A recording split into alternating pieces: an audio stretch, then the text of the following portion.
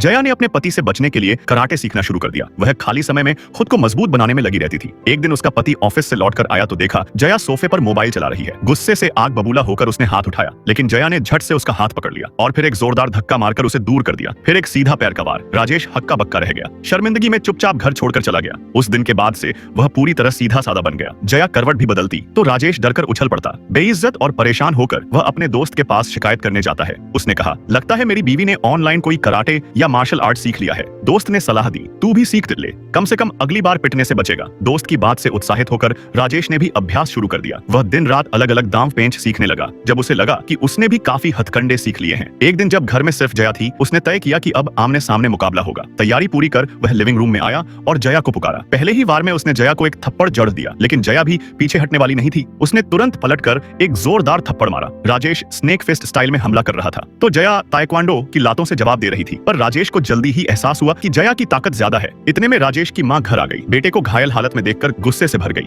उसने जया पर घरेलू हिंसा का आरोप लगाया, लेकिन जया के पिता ने कहा, मेरी बेटी बिना वजह किसी पर हाथ नहीं उठाती, जरूर तुमने उसे मारा होगा। राजेश ने माना कि हाँ, उसने पहले थप्पड़ मारा था। फिर तर्क दिया, क्या आपके घर में आपने कभी अपनी पत्नी को नहीं मारा? यह सुनकर ससुर चुप हो गया। दोस्त ने भी कहा कि सिर्फ एक थप्पड़ पर किसी को इतना पीटना सही नहीं। तब जया बोली, हमारी शादी को 6 महीने हुए हैं और इन 6 महीनों में इसने मुझे 21 बार मारा है, तो 10 साल में ये कितनी बार मारेगा? 420 बार। और 40 साल में 1680 बार। क्या मेरी सारी जिंदगी ऐसे ही थप्पड़ खाते बीतेगी? दोस्त ने राजेश को सलाह दी, तू जया को प्रेग्नेंट कर दे, फिर ना तो टाइम मिलेगा न ताकत। वो ताइक्वांडो भी भूल जाएगी और फिर से तू हावी हो जाएगा। राजेश को बात पसंद आई। उसने जया से माफी मांगी, नए फर्नीचर खरीदे, मीठी मीठी बातें की, उसे मायके भी छोड़ आया। जया पिघल गई। दोनों फिर से साथ रहने लगे। कुछ ही समय में वह गर्भवती हो गई।